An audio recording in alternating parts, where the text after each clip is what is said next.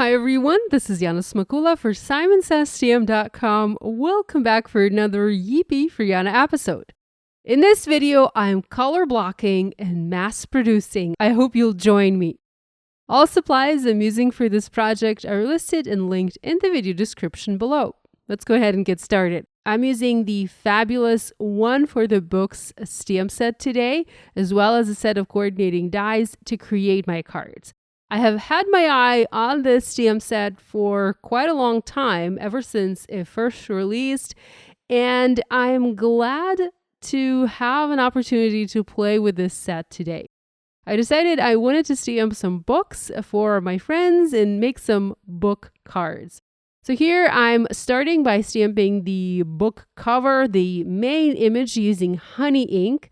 I'm using Mini Misty stamping tool and doing all of my stamping on Nina Solar White 80-pound cardstock. I'm double stamping this just to make sure I have a nice impression, and it's very easy to do with the Misty. And I'm also stamping multiples. I already have this image lined up. It's a building image, or a layering image in a way. So if I'm using a Misty, I might as well stamp multiples. I am going to use the same color of ink for all of my books. I have this nice color combination that I'm really fond of for this project. It's a basic color combination, really. It's yellow and pink and just a touch of green, but I feel like it really pops and really works great for these cards. Next, I'm stamping the second layer, and this is sort of the spine detail and the book detail, and I'm using maca for this, so it's a nice dark brown. Yellow and brown work really well together. You can also try and use black, but I wanted brown because, I don't know, it felt like the right color here. I will be using black for a sentiment, so I tried not to use the same color as I would use for the sentiment, so I went with a super dark brown. The next layer is one with the pages, where you can actually see the pages. And here I'm using Latte. This is the lightest brown I have in my stash. And I'm either single stamping or double stamping this, depending if I have a nice ink coverage on my books. You can see I'm just rotating my panel. I actually have multiple panels. I am showing you how I am stamping just one panel, but I am stamping multiple panels with the books because, like I said, I have all the images in my Misty, so I might as well make multiples. Plus, it was a fun project to do, and I had a wonderful time creating these books. For the next layer, I'm using Cappuccino, and I'm using this to stamp the little detail in the pages at the top of the book. So it's just a slightly darker brown. It's one between the maca and the latte, so a nice little in-between medium brown color. There are additional layers that you can stamp onto the book, especially onto the front of the book, and I tried stamping them onto some of my test panels, but in the end, I decided not to add any additional stamping here and just keep the front of the book free from frames and detail. There are lots of fabulous examples on the Simons Stamp website showing you how you can use the additional images from the stamp set to build the cover of your book. I decided I wanted to bring in a different stamp set, and I brought one that is called Timeless Blooms. I found a cute little rose set in this stamp set, and I decided to stamp little roses. So here's a look at this stamp set. It's a beautiful 6x8 stamp, the same size as the one with the book. So it's a large set, but I'm only using a teeny tiny rose cluster from this set. So I'm first stamping the leaves, and I'm using Perfection ink for that. It's my go-to green. It's like a classic timeless green ink. So stamping the leaves in green, and I'm going to stamp the leaves at the top and also at the bottom of the book front. So the leaves and the rose that I will add in just a second will frame a sentiment for this card.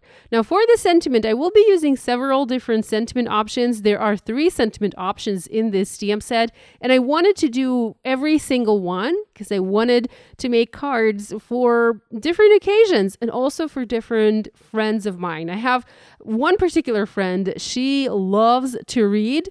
And she actually has like a reading blog, She posts book reviews in there, and she got me into reading. She inspired me to start reading, to actually go ahead and buy books and enjoy a book every day, enjoy a little bit of reading every day. So when I started playing with this stamp set, I definitely had her in mind, and I intend to give one of these cards to her. Now, I have other friends who like to read, so I kept them in mind when I was stamping the rest of the cards. With the stamping done, I moved on to stamping the sentiments. And as you can see, we have thank you, I love you, and happy birthday.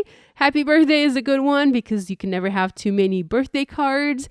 And then thank you is also a good one because, well, we always give thank you cards. I love you is one you would give to your loved one, so you probably won't need to mass produce the one with the I love you, but I still stamped 2 of those sentiments just in case. I might use that sentiment later. I used the VersaFine Onyx Black ink for stamping the sentiments, and I cut them out using the coordinating dies in my Platinum 6 die cutting and embossing machine.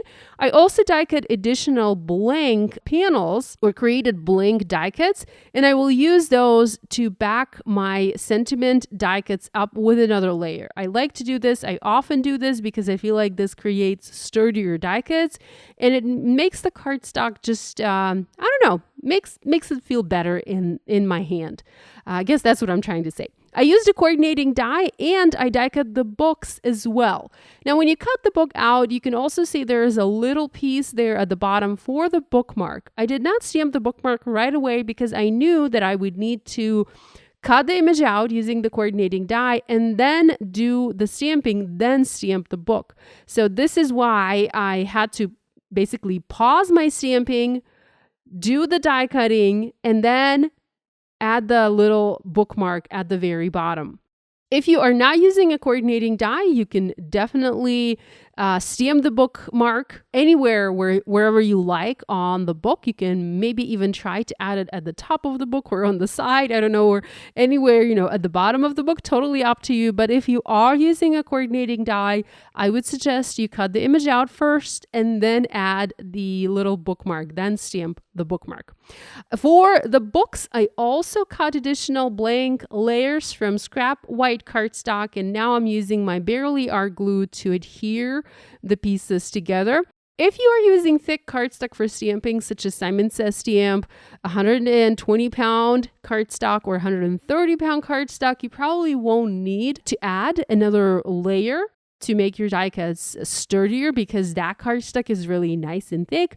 But I'm all out of that cardstock, so I'm using my Nina Solar White, and it is 80-pound, so it's a little bit too thin for my liking. So whenever I work with that cardstock, I just back it up, especially if I know I will be foam mounting that onto my card, and I know I will because I always do that. Now, with all the parts and pieces done, we can move on to creating backgrounds. And for this card, I wanted to do bold, color-blocked backgrounds. And I'm using cardstock from Simon Says Stamp. I have beautiful cotton candy cardstock and honey. These pretty much match the color of my stamping. The cotton candy is a little bit lighter than the pink stamping, but the honey cardstock, I use the honey ink to stamp the book, so it almost matches the color, the yellow color that I used for stamping the book. I'm making A2 cards, so I'm first going to cut my panels to A2, so 4 1/4 by 5.5 inches, and I'm using my paper trimmer to do that.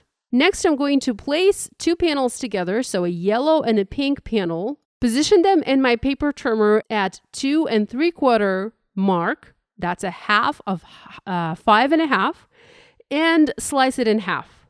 This will give me 2 equal panels to create a front for an A2 card. Now I have a bunch of panels, and I'm going to use them to create colorful backgrounds for my cards. So I have a pink at the top and yellow at the bottom, but not all cards are going to be like that. I will go with yellow at the top and pink at the bottom for some other cards. I've already created the backgrounds. You can see them here, and I added stamping. So there are 5 sub-sentiment strips here in this stamp set, and I wanted to use each one of them. So I did. I stamped those sentiments in VersaFine Onyx Black ink, and they read, You are my favorite love story. I paired that one with the sentiment that says, I love you. That's an obvious choice. Hope, it's one for the books. I paired that one with happy birthday. It's a lovely sentiment. I'm going to give this one to my friend that loves to read for her birthday. Thank you. You are the best in my book. That's a lovely sentiment. Here's to your next chapter. And I paired that one again with a happy birthday. And then for being part of my story, and I pair that one with thank you. So a fabulous stamp set with a cool book image and cool sentiments. I used foam adhesive squares and I foam mounted the books in the center of my panels slightly at an angle. And then I used, again, foam adhesive squares to foam mount the sentiments in the center of that open white area of the books. And here's a look at the finished card created using this stamp set and a fun color blocking technique. I encourage you to give this technique a try. If you are ever unsure what to do for a background next time, see if you can just create bold blocks of color using colored cardstock. It's a little bit more fun than using just a single color of cardstock, but it's also very easy to do because all you need for this type of a background is 2 colors of cardstock and a paper trimmer and some glue. So I hope you'll give it a try. Thanks for watching. I hope you enjoyed this video. Love you guys, and I'll see you again next time.